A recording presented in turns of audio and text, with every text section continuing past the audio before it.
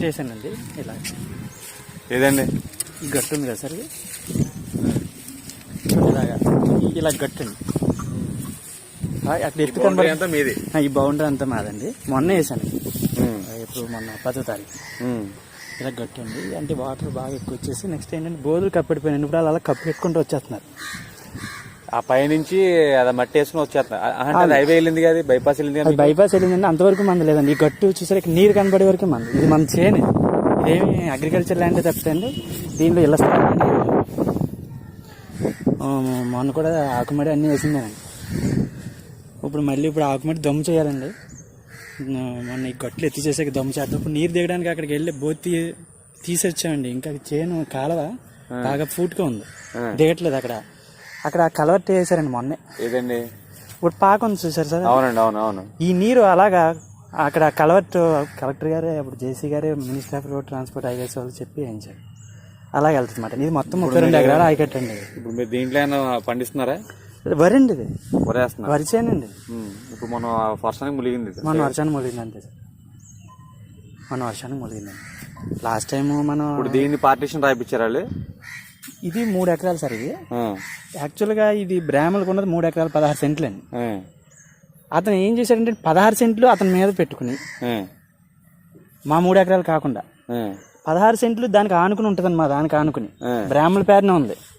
అది బోధి కింద ఉండేది. ఇది ఒక్కసారి వినండి సార్. అది నరసింహరావు కలిపేసుకున్నాడండి. అడంగల్లో కూడా తన పేరు టైటిల్ కింద ఎక్కించేసుకున్నాడు. నేను మొన్నే ఆర్డీఓకి, కలెక్టర్కి 3 ఎకరాల 16 సెంట్లు ఈ టైటిల్ ఓనర్ చనిపోయిన ఆయన ఉన్నాడు కదా, అతని పేరున 3 ఎకరాల ఉంది 16 సెంట్లు ఏమైంది? రీసెటిల్మెంట్ రిజిస్టర్లో రెవెన్యూలో జనరల్గా 6 ఎకరాల 30 సెంట్లు టోటల్ సర్వే నెంబరు. ఇవన్నీ కలుపుకుంటే ఎందుకు ఎక్కువ అయిపోతుంది? ఈ 16 సెంట్లు ఎక్కడికి వెళ్ళింది, ఎవరి దగ్గరికి వెళ్ళింది అంటే కన్వర్షన్ ఆపారండి. అది చేయకుండా కప్పెట్టుకుంటూ వచ్చాడు. మీ ఫోన్ లాంగ్ పెట్టండి. ఎందుకు ఫోన్? లేదు సార్, ఇదే కాదు సార్. ఫోన్ వచ్చిందని తీసాను. తీసి లాంగ్ పెట్టండి. ఎందుకు దాంతో ఇది ఇలా జరిగింది సార్. ఇది